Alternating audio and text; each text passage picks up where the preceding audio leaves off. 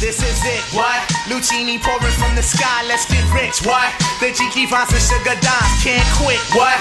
Now pop the corkers, Nina Vega, and get lit. What? Video for you guys. This is for the rematch between Abner and Joseph King Kong Agbeko. Battle takes place December the 3rd on Showtime. For the IBF Bantamweight Championship, it's the rematch to the bout that took place on August the 13th in Los Angeles on Showtime. Pretty much it was a controversial bout due to the fact that Russell Moore, the referee, let Abner Mares throw low blows in this fight. So pretty much I'm just going to get into the fight. Abner Mares is pretty much an opponent that does stand in front of his opponent and he squares up.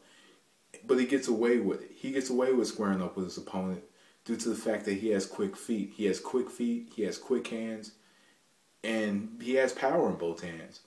So he gets away with that. So in this fight against Agbeko, this is a fight to where he has to kind of beat Agbeko to the punch. He's going to have to get off first using his hand speed, and he's going to have to pretty much attack Agbeko early. He's going to have to bring the fight to Agbeko. And also something with him is when they were trading hooks and when they were trading punches, he was always winning the exchanges because he was landing more punches, and he was the one starting off these exchanges. So being the one that he's starting off the exchanges and he's able to hook off the jab and he's able to lead in with a hook, that's really an advantage for him coming into this fight because Agbeko does like the trade hooks with his opponent. It's kind of like a machismo thing to where you trade hooks to see who has the harder hook out of both fighters. But I think that Abner Mares in this fight has to stand on the outside.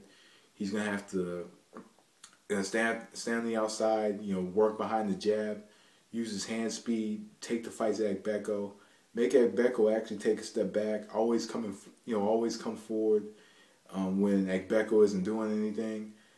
Fighting spurts, let his hands go when if he gets on the ropes. Answer back, all of Agbeko's shots. Answer back a single shot with combinations, and I think he can very well win this fight if he can just do that. Joseph Agbeko in this fight needs to fight a different fight from the first fight. Joseph Agbeko fights very awkwardly. He's always stepping forward. He's always moving his shoulders. He's always finding an opening using his counter-punching ability. He creates awkward openings to where his opponent's going to have trouble touching him. And as his opponent's going to have trouble touching him, it's easy for him to come back up top and land. And he doesn't want to stand. He doesn't want to trade punches with Mares. And it seemed as if in the fight with Yanni Perez, he was able to come into that fight. And as he came into that fight with Yanni Perez, the first fight, he was standing there, he's trading punches with him. And he's standing in front of him throughout the fight, kind of depending on his chin and his own punching power, thinking, all right, I'm gonna take out Yanni Perez. But he came into the second fight, which was like a year ago. He came into the second fight and was like, so he comes to the second fight, and it's a different fight than the first fight. He's coming in, he's countering. He's using his elusiveness up top and finding little openings and continuously walking forward and walking them down.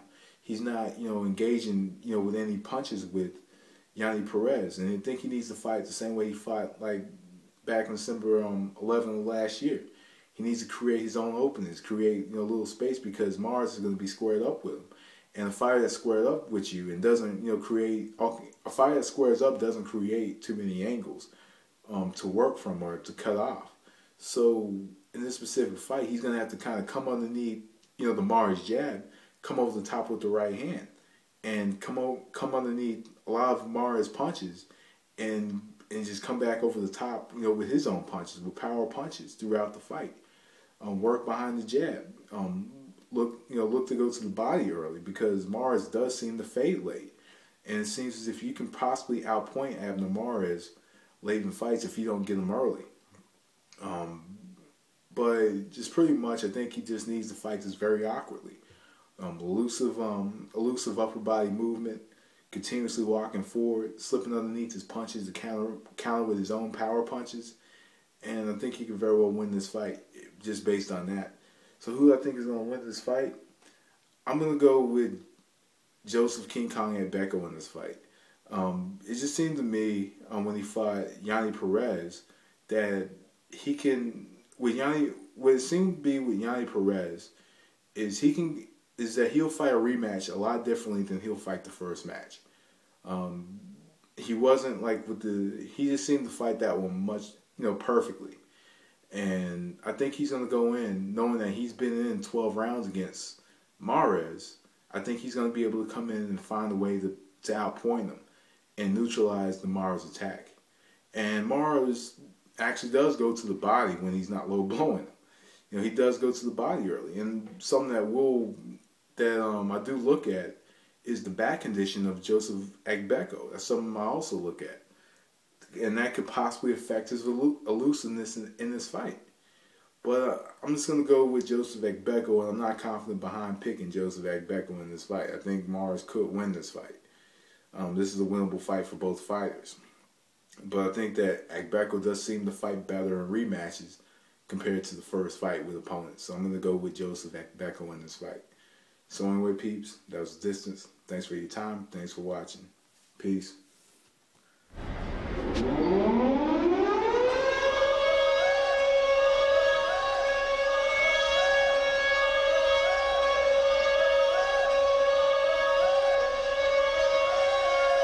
Okay, it's childish, can't be no homegirl, drop it like the NASDAQ. Move white girls like this coke up my ass crack. Move black girls, cause man, fuck it, I'll do either. I love pussy, I love bitches, dude, I should be running Peter in Adidas with some short